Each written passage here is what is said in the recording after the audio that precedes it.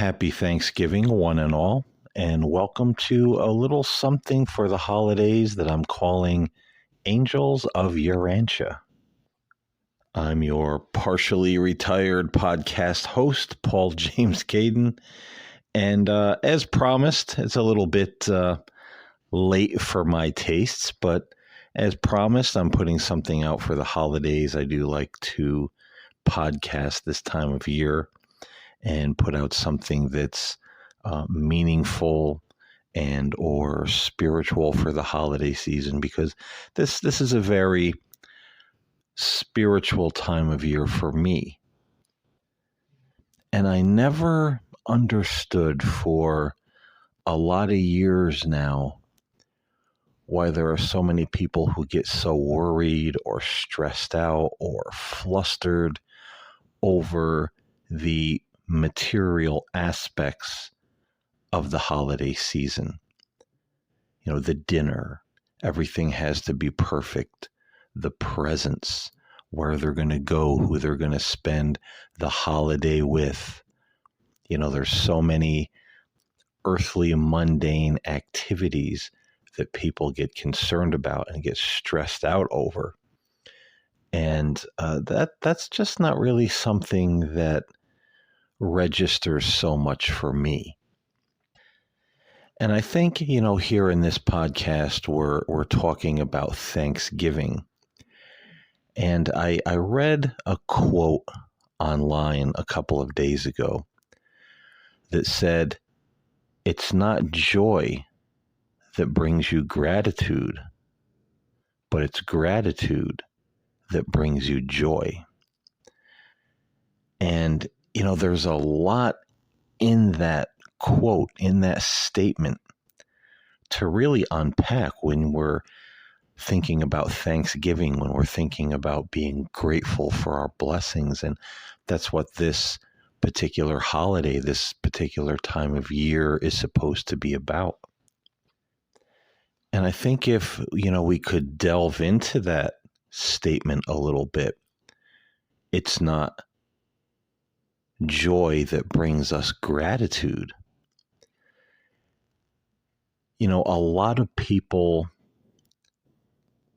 are grateful when everything turns out the way they want it to turn out, when they have everything they want.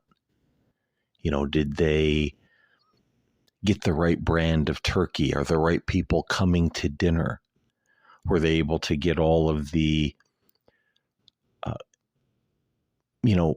ingredients, or, you know, all the food they want for Thanksgiving? You know, is the house decorated the way that they want it to be?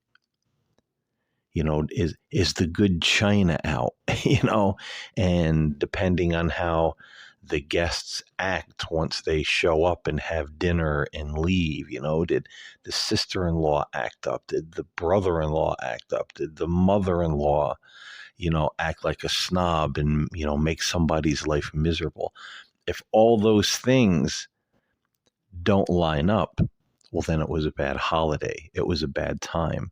It was miserable. It was just another excuse to sit back and lament this time of year. This is why I hate the holidays. You know, you'll hear people say, it's always the same old thing with so-and-so, the same old thing with the mother-in-law or the father-in-law or the brother or whoever.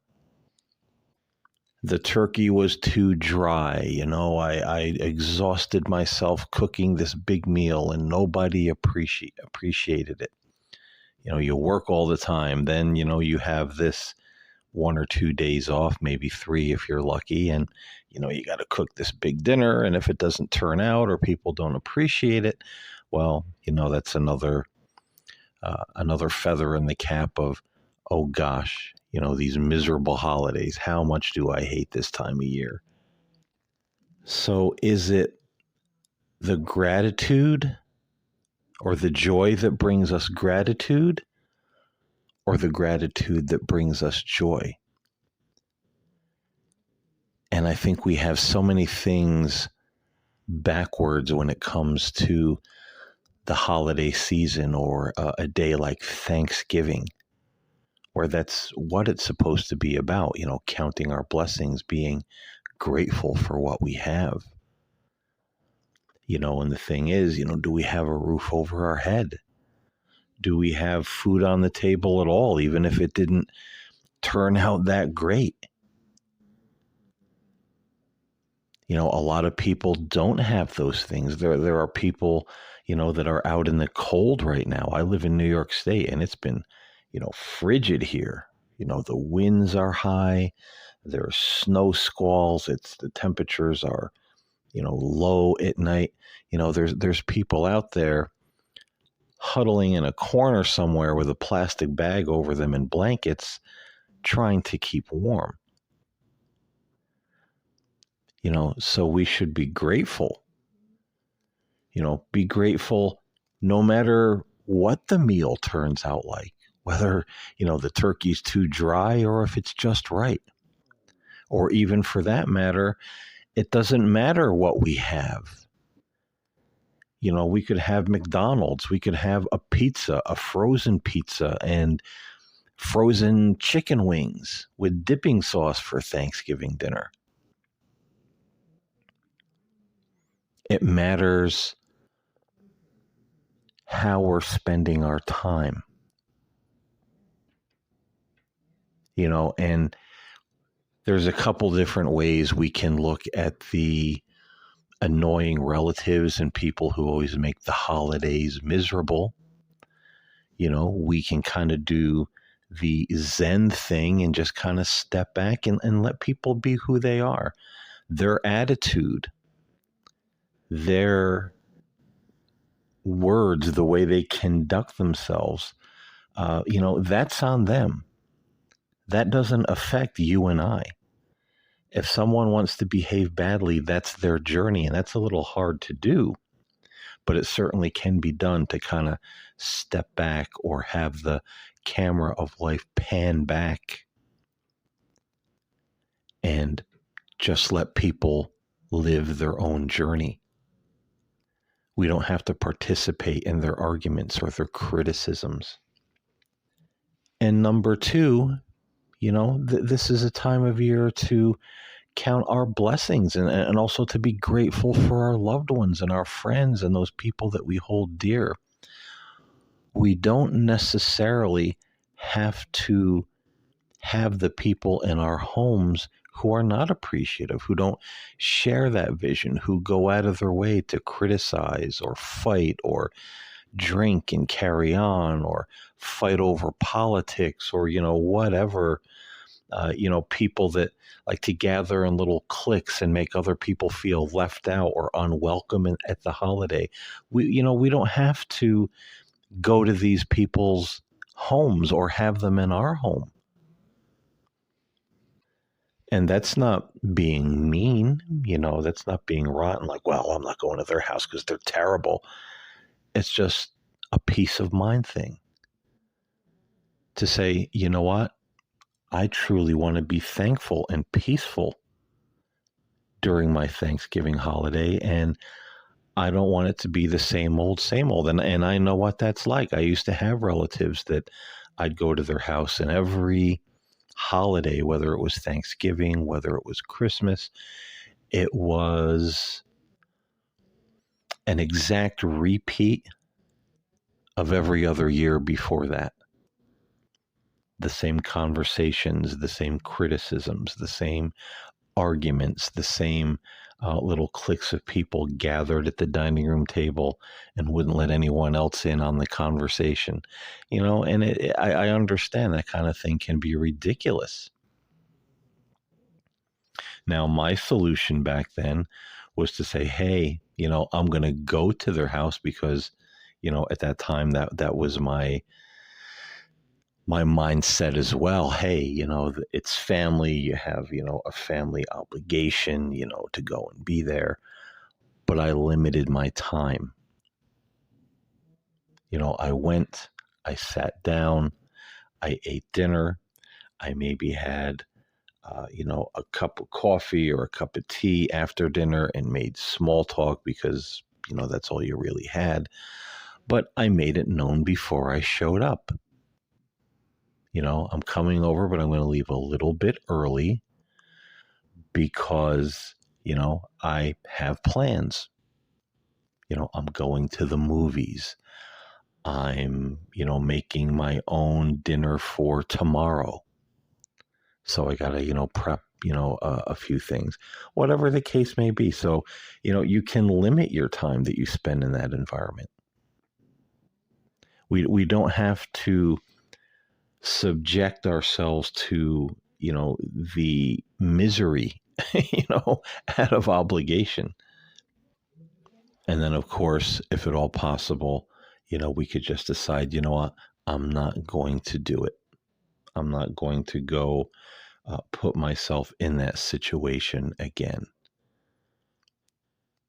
It's nobody's obligation or responsibility to put themselves through something that's abusive or antagonistic, or someone attacking them or talking down to them. In my line of work over the years, I talk especially to a lot of women who, the husband or the boyfriend or the fiance makes the wife or the girlfriend, go to his parents' house every year, and the mother-in-law doesn't like her, the sister-in-law doesn't like her, they snub her, they talk down to her, they, have little cutting remarks, and the man is just like, oh, well, you're seeing things. That's not happening. That's your imagination. It's my family. We're going. Hey, listen, guys. If you love this person, you're going to marry this person, or you're married to this person, you need to take their feelings into consideration. You need to stop being the mama's boy.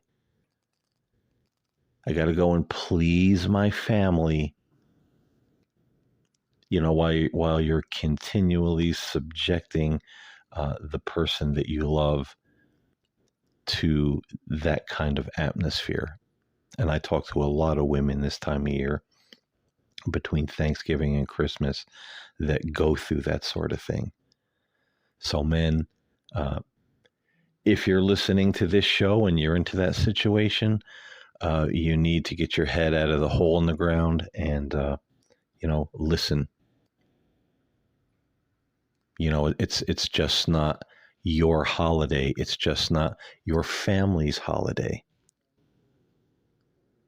You have a responsible to your wife, to your fiance, to the person you're with, your family, to make this a time of thanksgiving and gratitude. Everything doesn't have to go your way with your family in order to make it a good holiday.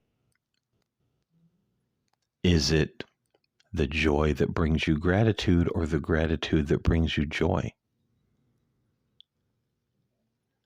Can you be flexible with your holiday? Can you listen to what other people have to say if they're not having a good time around your family?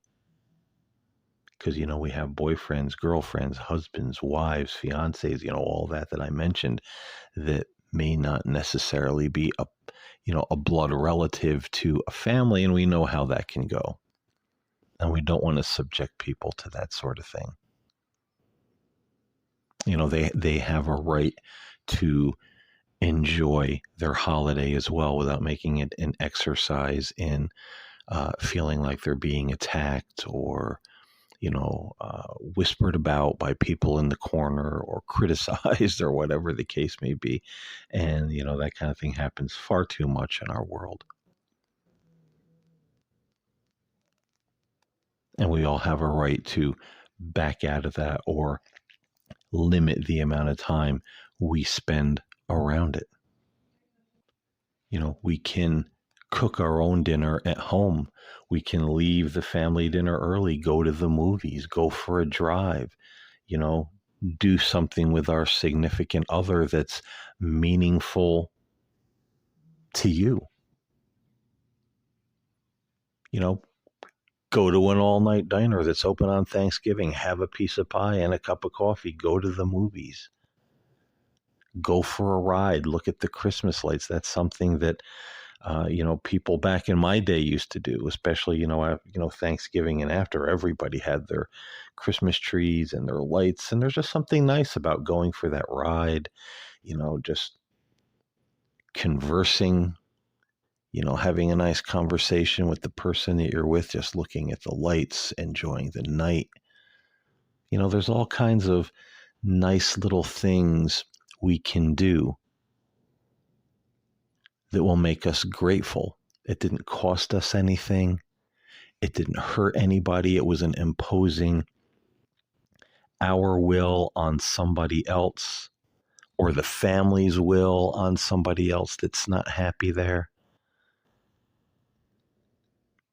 We can be considerate of others. We can plan things that are meaningful, that are special, that are fun.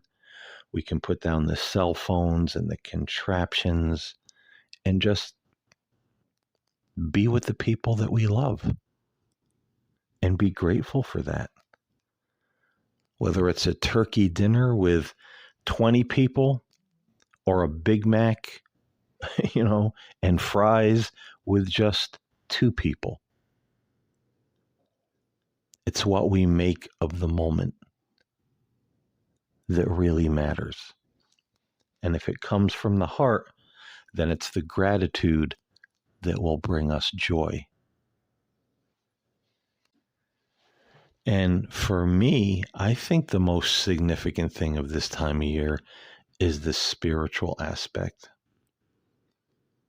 Just being connected with God, being connected to the angels, being, blessed with this gift of life to be able to be alive and to experience everything that I've experienced. But our connection with God, our connection with the angels, that can be another thing that's kind of marred at the holiday season. Because a lot of us look at God, or even the angels. You see a lot of people using God and the angels like a genie. God, give me this. Angels, give me that. You see a lot of more new agey kind of people, who, angels of abundance, bring me money. Angels of romance, bring me the perfect mate so I'm not alone for the holidays. Angels of real estate, bring me that house that I want. It's our gratitude is always dependent on what God can do for us. And our relationship to God is dependent on what he can do with us or do for us rather. And, we have things like the prosperity gospel, that's responsible for that kind of mindset, as well as the new age, this whole law of attraction. If we visualize enough, if we pray enough, if we quote enough scripture, if we call on the right angels, if we say the right prayer, we will manifest our perfect life. And so again, our connection with God is hinging on those material blessings that he can give to us. But again, that's a mistake that puts us in that mindset of, oh, the miserable holidays, I'm always broke. Oh, the miserable holidays, I got to fork out all this money for this meal. Oh, the miserable holidays, I got to buy people Christmas presents and I don't have the money or as much money as I want to have. God, give me more. Why do I got to struggle with this? It becomes based on material things. But then we look at, speaking of angels of Urantia, the Urantia book speaks of our connection to God being something that's unique to each and every one of us and takes place on the inner life. The inner life is where we feel the inspiration, the intuitions, the love of God, even the love of angels, coming to us on that mental, spiritual level. The Urantia book speaks many times about, sharing that inner life with God and then proving God by the personal experiences that we have with him. And those personal experiences are mostly coming from the inner life, but they can also reflect and, be part of the outer life. Certainly God does bless us. Certainly God does answer prayers. Certainly God does meet our needs, and certainly, miracles do happen, or what we call miracles, but they don't it's not something that we flick a switch and do the right prayer or visualization and there it is. We're simply to worship God, connect with God, enjoy God, love God, experience God for the sake of doing those things alone. Not what he can give us here in the material world. And the same goes for our connection with the angels. We have that connection with them for just the sake of having that connection with them. And as I've always said in my podcasts over the years, when you really feel that love of God in your life, when you feel it in your heart, when you feel the presence and the love of an angel near you or around you, there's no gift that is greater. No amount of money can buy it. No material item can replace it. No set of circumstances or what we think is the perfect holiday because, of whatever can equal it. And so when we have that connection, we're sharing that inner life with God. We're connecting, to that unseen realm, of spirit, of God, of the angels. It brings us a joy that surpasses anything that the material world can offer us. And it's not a fleeting joy that says, okay, it's over. Now what? Now I got to find something new to occupy my mind or make me happy or make me feel peaceful or make me feel loved or, make me feel like I'm okay. No, even after that experience of being caught up in that divine love is over, you're still basking in the warm glow of it. Literally many times for the rest of your life. I experienced an angel 40 some years ago. I was 12 years old, 1979. And, that's something I'm still basking in the glow of it here in 2022. It's the event that shaped my life, and that's what divine love does when we really experience it.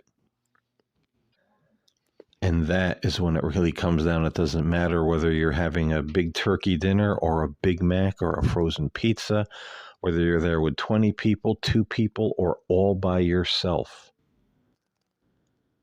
Because the presence of God is there with you. The presence of the angels is there with you. And that's enough.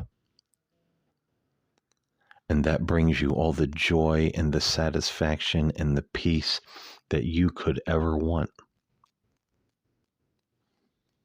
And that is a blessing when you experience it that you'll be grateful for the rest of your life, not just for a day, not just for an evening, not just for a holiday season, but literally for the rest of your life. And you'll seek more of that connection. And you'll start to grow in your walk with God. And what is the ultimate reward? When we love God, we do His will. When we do His will, we're given the opportunity and the gift of eternal life, survival after death. So what is greater than that? And I know for some folks that might be a hard thing to wrap the mind around, especially when, the prevailing attitude is, well, God never did anything for me. I've always worked hard. I've always had to do it myself to, pay the rent, to put food on the table, to get, the Thanksgiving dinner, to get the Christmas presents or whatever the case may be. I did all that. God didn't do nothing.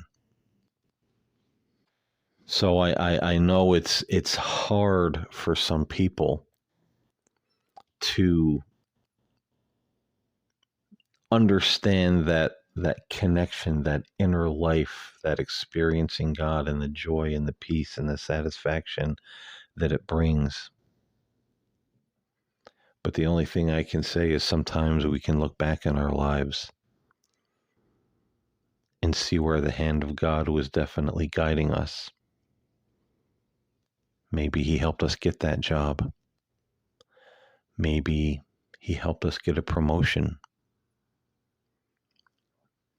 Maybe He led us to the right place at the right time to have the home we live in now that we love.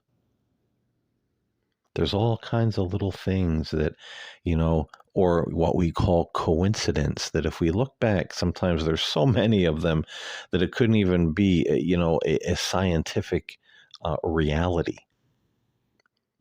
That there were so many coincidences that got us to where we are now. And certainly sometimes, as they say, we're so busy trying to meet our own needs that we leave no room for God to bless us because we think we're the only ones who can bless ourselves. And God will bless us despite that many times. But as some of the old preachers used to say, God is a gentleman, and if you crowd Him out, He won't intrude, in your life. He wants to be invited. The Arantia book says He wants to share that inner life with us. And we have to share that willingly. He's not going to beat us over the head or threaten us to get us to do that. But once we settle down, we settle in, we share that inner life, we feel that peace, we feel that love, we feel that joy, then it's the joy, or rather the gratitude, that brings us joy. Because we're grateful for something that is far greater than any turkey dinner or Christmas present or perfect holiday. And the funny thing is, when we're tapped into that kind of joy, everything else just seems to fall into place many times. It's almost on like automatic pilot. Everything just starts kind of going wonderfully. And, I feel that's, the Spirit of God. I feel that's the angels working with us. We're a team now. We share the inner life with them. And there are times they participate more in our physical life. Again, they're not a genie. They're not going to, bring us everything we want or everything is perfect and we never have problems. Again, that's not how it works. Um, but certainly we see more fingerprints of God and the angels in our lives. And again, that brings more joy, more gratitude, more gratitude, more joy. So let's try to unpack life a little bit this year and not just make it another, oh, it's the holidays and oh, it's going to be miserable if, I don't drag my, wife and kids and girlfriend, halfway across the country to sit down at a big family, dinner just because I want to be there with mommy and daddy and my sister. And geez, I'm smiling ear to ear. I'm having a great time, but everybody else is miserable as hell. You know, we have to we have to be a little bit flexible with these things. I think we need to unpack, what makes the perfect holiday. Is it the turkey dinner? Is it the traditions that we just do over and over again, even though they generally don't turn out so well? Is it the presence? Is it the quality of the food? Is it who shows up and who doesn't? This is, it's not being selfish, but you have a right to say, this is what I'm grateful for, and I'm going to celebrate it. And not just celebrate it with blind tradition that takes all the joy and gratitude out of it because people are fighting, people are getting, drunk and, fighting over politics or being critical or whatever. Like I said, we don't have to be mean, but we can step away from that. We don't necessarily have to participate in it. And there's nothing wrong with that.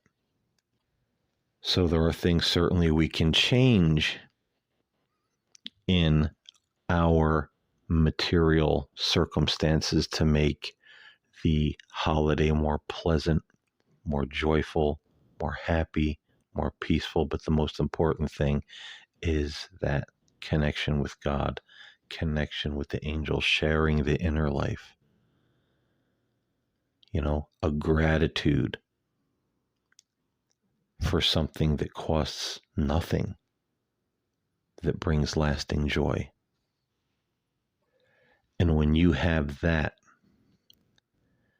and when you experience it on that deeper level and you're more aware of it this time of year, because, I certainly am, that's what makes the holiday season special and wonderful. And it brings the celebration, it brings the day back to what it's supposed to be on that spiritual level, rather than just being another stressful day or, oh, it's the holidays, it's all for the kids. You hear a lot of grown-ups say that now. Christmas is fine, but, it's fun for the kids and I like watching the kids. Well, we always have ways of just like throwing things away and making them meaningless or chopping them down to, very insignificance in our lives. But I think we need to start sharing that inner life with God and viewing those things through that lens and making certain things in life more personal, more sacred again. And that is something that will always bring a lot of gratitude into our minds and our hearts every Thanksgiving. I hope you got something out of my holiday ramblings today. I hope, there was something here that made you think, and something that will maybe aid you in making this truly a blessing-filled, happy, gratitude-filled Thanksgiving, and not just another holiday to stress over or be miserable over or, whatever the case may be. So thank you so much for listening. I will talk to you soon. Until then, have a happy Thanksgiving and a happy holiday season. God bless.